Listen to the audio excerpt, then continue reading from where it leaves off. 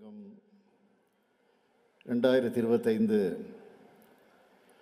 இந்த சிறப்பான விழாவிலே கலந்து கொண்டு சிறப்பித்துக் கொண்டிருக்கக்கூடிய மாண்புமிகு அமைச்சர் பெருமக்கள், ஏவா வேலுவர்களே, துவக்கத்தில் அனைவரையும் வரவேற்று மகிழ்ந்திருக்கக்கூடிய மாண்புமிகு அமைச்சர் எம்.ஆர்.கே. பன்னீர்செல்வம் அவர்களே, மாண்புமிகு திரு முத்துசாமி அவர்களே, மாண்புமிகு மு.பே. சாமிநாதன் அவர்களே, மாண்புமிகு திருமதி கயல்விழி செல்வராஜ் அவர்களே, மாநிலங்களவை உறுப்பினர் அந்தியூர் செல்வராஜ் அவர்களே,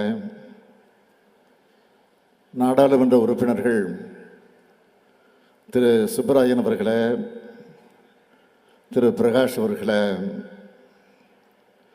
முன்னாள் அமைச்சர் தோப்பு வெங்கடாசலம் அவர்களே, டெல்லி சிறப்பு பிரதிநிதி திரு ஏ.கே.எஸ். விஜயன் அவர்களே, சட்டமன்ற உறுப்பினர்கள் பூண்டி கலைவாணன் அவர்களே, சந்திரகுமார் அவர்களே, ஏ.ஜி. வெங்கடாச்சலம் அவர்களே, அரசு செயலாளர்களே, திரு சுப்பையன் ஐஏஎஸ் அவர்களே, திரு தட்சிணாமூர்த்தி ஐஏஎஸ் அவர்களே, இயக்குநர்கள் திரு முருகேஷ் ஐஏஎஸ் அவர்களே, திரு குமரவேல் பாண்டியன் அவர்களே, மாவட்டத்தினுடைய ஆட்சித்தலைவர் திரு ராஜகோபால் ஐஏஎஸ் அவர்களே, உள்ளாட்சி அமைப்பினுடைய பிரதிநிதிகளே, அரசு உயர் அலுவலர்களே, என் பேரன்பிற்கும் பெருமதிப்பிற்கும் உரிய உழவர் பெருமக்களே, பத்திரிகை மற்றும் ஊடகத்துறை சார்ந்திருக்கக்கூடிய நண்பர்களே, உங்கள் அனைவருக்கும் என்னுடைய அன்பான வணக்கம். டெல்டா பாசனத்துக்கான தண்ணீரை நாளை தினம் மேட்டூர் அணையிலிருந்து நான் திறந்து வைப்பதற்கு முன்னாடி இன்று மேற்கு மண்டல வேளாண் பெருங்குடி மக்களான உங்களை சந்திப்பதில் நான் மிகுந்த மகிழ்ச்சி அடைகிறேன். வேளாண் கண்காட்சி மற்றும் கருத்தரங்கம், இந்த நிகழ்ச்சியை வேளாண்மை உழவர் நலத்துறை சார்பில் ஈரோட்டில் மிக சிறப்பாக ஏற்பாடு செய்திருக்கிறார்கள். அதற்காக முதல்ல என்னுடைய பாராட்டுக்களையும் வாழ்த்துக்களையும் நான் தெரிவித்துக் கொள்ள விரும்புகிறேன். இந்த பிரம்மாண்ட கண்காட்சி அரங்குகளை பார்வையிட்டப்போ என் மனசில் அளவில்லா மகிழ்ச்சி உண்டாச்சு. அதுக்காக வேளாண் பெருமக்கள் ஒவ்வொருத்தருக்கும் தனித்தனியாக என்னுடைய வணக்கத்தையும் நன்றியும் நான் தெரிவிச்சுக்க விரும்புகிறேன். விவசாயிகளால் தான் இந்த மண்ணும் மக்களும் மகிழ்ச்சியோட மனநிறைவோட உணவுப் பொருட்கள் கிடைச்சி உடல் வலிமையோடு வாழுறாங்க. தமிழ்நாட்டின் வேளாண் பெருமக்கள் எல்லோரும் வாழ்வாங்கு வாழ்கன்னு இந்த ஈரோடு மண்ணிலிருந்து ஈர உணர்வோடு நான் வாழ்த்துகிறேன். இந்த துறையை ஒரு விவசாயிக்க உரிய அக்கறையோடும் பொறுப்போடும் நடத்திட்டு வர்றார். யார்? நம்முடைய வேங்கை மைந்தன் மாண்புமிகு அமைச்சர் எம்.ஆர்.கே. பன்னீர்செல்வம் அவர்கள். இந்த கண்காட்சியை கருத்தரங்க நடத்துவதற்கு இந்த ஈரோடு மாவட்டத்தை ஏன் தேர்ந்தெடுத்தாங்கன்னு பார்த்தா, ஈரோடு வேளாண்மையில் வளர்ச்சி பெற்ற பல முன்னோடி விவசாயிகளை கொண்ட மாவட்டம் இந்த மாவட்டம். குறிப்பாக சொல்லணும்னா,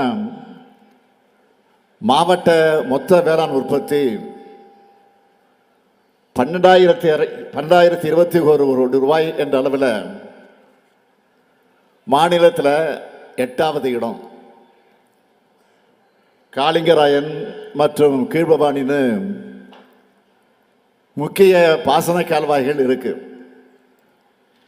இந்தியாவோட மஞ்சள் மாநகரம் ஈரோடு.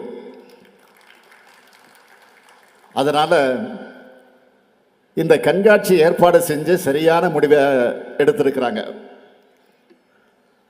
ஆட்சி பொறுப்பேற்றதுமே முதல் வேலையா வேளாண்மை துறைன்னு சொல்லாம உழவர் நலனையும் உள்ளடக்கினதா இருக்கணும்னு வேளாண்மை உழவர் நலத்துறை அப்படின்னு பெயரை மாற்றணும். அந்த மாற்றத்திற்கு ஏற்ப உழவர் நலன் காக்கும் பல்வேறு திட்டங்களையும் வகுத்து செயல்படுத்திக்கிட்டு வரோம். அதனால தான் தமிழ்நாட்டு வரலாற்றில் முதல் முறையா வேளாண் துறைக்கென தனி நிதி அறிக்கையை தாக்கல் செய்ய ஆரம்பித்தோம். அப்படி 5 வேளாண்மை பட்ஜெட் மூலமா தனி கவனம் செலுத்தினதுனால உண்டாகி இருக்கக்கூடிய பயன்களை சில எடுத்துக்காட்டுகளை சொல்லணும்னா, கடந்த 4 ஆண்டுகளில் உணவு தானிய உற்பத்தியில் 458 லட்சம் மெட்ரிக் டன் எட்டி இருக்கிறோம். 2020-21 ஆண்டில் ஹெக்டருக்கு 2235 கிலோவா இருந்த உணவு தானிய பயிர்கள் உற்பத்தி திறன் 2024-25 ஆண்டில் 2871 கிலோவா அதிகரிச்சிருக்கு. அது மட்டுமல்ல, கூட்டுறவுத்துறை மூலம் 62,352 கோடி ரூபாய் பயிர்க்கடன் மற்றும் கால்நடை பராமரிப்பு கடனா 81 லட்சம் விவசாயிகளுக்கு வழங்கப்பட்டிருக்கு. சிறப்பு கால்நடை சுகாதாரம் மற்றும் விழிப்புணர்வு முகாம்கள் நடத்தப்பட்டு 26 லட்சம் விவசாயிகள் பயன் பெற்றிருக்கிறாங்க. தமிழ்நாடு முழுக்க 2 லட்சம் இலவச வேளாண் மின் இணைப்புகள் வழங்க அறிவிக்கப்பட்டு இதுவரை 1,84,000 இணைப்புகள் 2,184 கோடி ரூபாய் செலவில் வழங்கப்பட்டிருக்கிறதை நான் பெருமையோடு தெரிவிக்க விரும்புகிறேன்.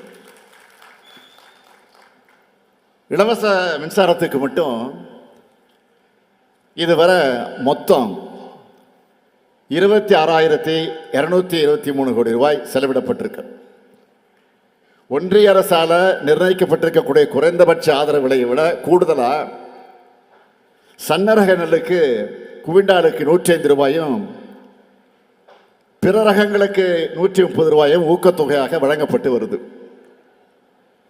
கரும்பு விவசாயியுடைய நலன் கருதி ஒன்றிய அரசு அறிவிச்சிருக்கக்கூடிய ஆதார விலையான 1 டன்னுக்கு 3,151 ரூபாய்க்கு மேலே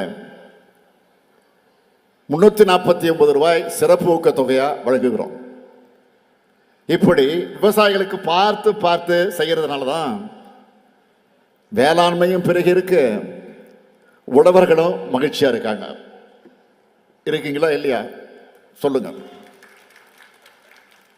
அகில இந்திய அளவில் பயிர் உற்பத்தி திறன்ல தமிழ்நாடு பெற்றுள்ள இடங்களை சொல்லணும்னா, சிறு தானியங்கள் கேழ்வரகு, எள் மற்றும் துவரையில் முதலிடம், மக்காச்சோளம், மொத்த எண்ணெய் வித்துக்கள் மற்றும் கரும்புல 2வது இடம், குறுதானியங்கள் மற்றும் நிலக்கடையில் 3வது இடம். இப்படி வளர்ச்சி அதிகரிக்க வேண்டும் தான் கலைஞருடைய அனைத்து கிராம ஒருங்கிணைந்த வேளாண் வளர்ச்சி திட்டத்தை செயல்படுத்தணும். நகரங்கள் மட்டும் இல்லாமல் தமிழ்நாட்டில் இருக்கக்கூடிய ஒவ்வொரு கிராமமும் அதுக்கு இணையான வளர்ச்சி அடையணும்னு அனைத்து கிராம அண்ணா மறுவழி திட்டத்தை இணைச்சு மொத்தம் இருக்கக்கூடிய 12,525 கிராம ஊராட்சிகளையும் இதில் செயல்படுத்தப்பட்டு வருது. மண்ணுயிர் காத்து மண்ணுயிர் காப்போம் என்ற திட்டத்தை கடந்த ஆண்டு செயல்படுத்தணும். தானியங்கள், காய்கறிகள், பழங்கள் விளைவிக்கிறத ஊக்கப்படுத்த அதற்காக இந்த திட்டத்தில் 20 லட்சம் விவசாயிகள் பயனடைந்திருக்கிறாங்க. அது மட்டுமல்ல, தோல்ல துண்டு போட்டுக்கிட்டு வேஷம் போடுகிற போலி விவசாயிகள் நாங்கள் கிடையாது. உங்களுக்கு ஒரு பிரச்சனை வந்தா முதல் ஆளா துணை நிற்கிறவங்க நாங்க. கடந்த 4 ஆண்டுகளில் விவசாயிகளுக்கு 1630 கோடி ரூபாய் நிவாரணமாக வழங்கியிருக்கிறோம். பயிர் காப்பீட்டு திட்டத்தில் 32 லட்சம் விவசாயிகளுக்கு 5720 கோடி ரூபாயை இழப்பீட்டு தொகையாக வழங்கியிருக்கிறோம்.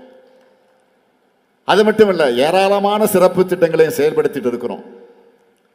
அதையெல்லாம் சுருக்கமாக சொல்லணும்னா, மதுரை மல்லிக்கான இயக்கம், பலா இயக்கம், முருங்கை இயக்கம், தமிழ்நாடு சிறுதானிய இயக்கம், பனை மேம்பாட்டு இயக்கம், தோட்டக்கலை பயிர்கள் சாகுபடி தொகுப்பு, கருவேப்பிலை தொகுப்பு, தென்னை தேர்வாடல் நோய் மீட்பு திட்டம், மிளகாய் மண்டலம்னு ஏராளமான சிறப்பு திட்டங்களை செயல்படுத்திட்டு வரோம்.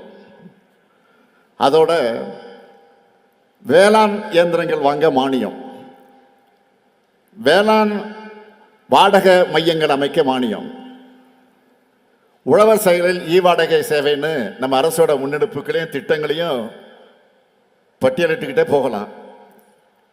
இந்த வரிசையில் உழைப்புக்கான பயனை உழவர்களை பெறணும்னு தலைவர் கலைஞர் அவர்களால் உருவாக்கப்பட்டு கடந்த கால ஆட்சியாளர்களால் சீரழிக்கப்பட்ட 125 உழவர் சந்தைகளை புதுப்பிச்சு 14 உழவர் சந்தைகளையும் நாம் உருவாக்கி இருக்கிறோம். இந்த ஈரோடு மாவட்ட வேளாண் பெருங்குடி மக்களோட நன்மைக்காக சில முக்கியமான திட்டங்களையும் முன்னெடுப்புகளையும் சொல்லணும்னா, ஈரோட்டில் மஞ்சள் ஆராய்ச்சி மையம் 2020-21 ஆண்டை விட 25,000 ஏக்கர் கூடுதலா 2024-25 ஆண்டில் தோட்டக்கலை பயிர்களில் சாகுபடி மேற்கொள்ளப்பட்டிருக்கு. இந்த மேற்கு மண்டல மக்களுடைய நீண்ட நாள் கோரிக்கையான அத்திக்கடவு அவிநாசி திட்டமும் தொடங்கி வைக்கப்பட்டு ஈரோடு, திருப்பூர், கோவை மாவட்டங்களில் இருக்கக்கூடிய 1045 ஏரிகள் மற்றும் குளங்கள் வளம் பெற்றிருக்கு. கடைமடைக்கும் பாச நீர் கிடைக்க வாய்க்கால்கள் தூர்வாரப்பட்டு தேவையான புனரமைப்பு பணிகளும் மேற்கொள்ளப்பட்டிருக்கு. பவானி ஆற்றில் 8 தடுப்பணைகள் ஏற்படுத்தப்பட்டிருக்கு. கீழ்பவானி திட்ட பிரதான கால்வாய்கள் 514 கோடி ரூபாயில புனரமைக்கப்பட்டு வருது. 8579 விவசாயிகளுக்கு இலவச வேளாண் மின் இணைப்புகள் வழங்கப்பட்டிருக்கு. பவானி சாகர்ல உத்தமர் தியாகி ஐயா ஈஸ்வரன் அவர்களுக்கு திருவுருவச் சிலை மற்றும் அரங்கம் அமைக்கப்பட்டிருக்கு. முதலமைச்சரின் உழவர் பாதுகாப்பு திட்டத்தில் 1000 ரூபாய் இருந்த முதியோர் ஓய்வூதிய தொகை 2023 ஆண்டில் முதல் 1200 ரூபாயாக உயர்த்தி இருக்கிறோம். அதில் இந்த மாவட்டத்தில் மட்டும் 6,61 லட்சம் ரூபாய் 5,596 விவசாயிகளுக்கு வழங்கப்பட்டிருக்கு. இவ்வளவும் ஈரோடு மாவட்ட விவசாய மக்களுக்காக செஞ்சிருக்கிறோம், இனியும் செஞ்சு தர இருக்கிறோம். அந்த வரிசையில் தான் இந்த கண்காட்சி ஏற்பாடு செய்யப்பட்டிருக்கு. வேளாண் விளைபொருட்களுடைய உற்பத்தியை அதிகரிப்பதற்கான எல்லா தகவல்களையும் நீங்கள் இங்கே தெரிஞ்சுக்கலாம். உழவு தொழிலுக்கும் வேளாண்மை சார்ந்திருக்கக்கூடிய அனைத்து தரப்பினரும் நாம் எல்லாரும் ஒன்றிணைந்து ஊக்கமளிக்கணும்னு இந்த நிகழ்ச்சி வாயிலாக கேட்டுக்கிறேன். இப்படியான பயனுள்ள நிகழ்வுகள் எல்லா மண்டலங்களையும் தொடர்ந்து நடத்தப்படணும்னு வேளாண் உழவர் நலத்துறையை நான் கேட்டுக்கொள்ள கடமைப்பட்டிருக்கிறேன். அதே போல விவசாயிகளும் பொதுமக்களும் இந்த வாய்ப்பை பயன்படுத்திக் கொள்ள வேண்டும் என்று கேட்டுக்கிறேன். உழவு என்பது தொழில் மட்டுமல்ல, அது நம்முடைய பண்பாடு. நிலத்தை 5 நிலையாக பிரித்து வாழ்வியல் வகுத்த இனம் நம்முடைய தமிழினம். அந்த நிலத்தை எல்லா வகையிலும் நாம் பலப்படுத்தி உயர்த்தணும். பலமான நிலங்களையும் பயிர்களுக்கு நடுவே களைகள் நுழைக்கும் என்பது விவசாயிகளுடைய இருக்கக்கூடிய உங்களுக்கு நல்லா தெரியும். அப்படிப்பட்ட கலையாக தான் கடந்த அதிமுக ஆட்சி இருந்துச்சு. எல்லா வகையிலும் விவசாயிகளுக்கு துரோகம் செஞ்ச ஆட்சி அது. ஒவ்வொரு விஷயத்துக்கும் நீங்கள் எப்படியெல்லாம் போராடுறீங்கன்னு கொஞ்சம் நினைச்சு பாருங்க. இன்னைக்கு அந்த நிலைமை மாறி இருக்கு. கடந்த ஆட்சியில் விவசாயிகளுடைய தற்கொலை அதிகமாச்சு. உழவர்களுடைய உரிமையை பறிக்க முயன்ற 3 வேளாண் சட்டங்களை எதிர்த்து டெல்லியில் வெயிலையும் மழையிலையும் விவசாயிகள் போராடி அடக்குமுறையை எதிர்கொண்டப்போ கூச்சமே இல்லாமல் அந்த சட்டங்களை ஆதரித்து பேசி பச்சை துரோகம் செஞ்சவங்க தான் அவங்க. அதனால தான் நீங்கள் தோக்கடிச்சிங்க. வேளாண் பெருங்குடி மக்களான உங்களை நான் கேட்டுக்கொள்வதெல்லாம் அது போன்ற கலைகள் நாட்டிலிருந்து மொத்தமாக களையப்படணும். உழவர் பெருங்குடி மக்களான உங்களுக்கு இன்னும் பல திட்டங்கள் திராவிட மாடல் ஆட்சியில் வர இருக்கு. மீண்டும் நம்ம திராவிட மாடல் 2.0 ஆட்சி தான் அமையும். அதுக்கு உழவர்களை காக்கக்கூடிய இந்த அரசுக்கு உழவர் பெருமக்கள் அனைவரும் உற்ற துணையாக இருக்க வேண்டும் என்று உங்களை அன்போடு கேட்டு விடைபெறுகிறேன். நன்றி, வணக்கம்.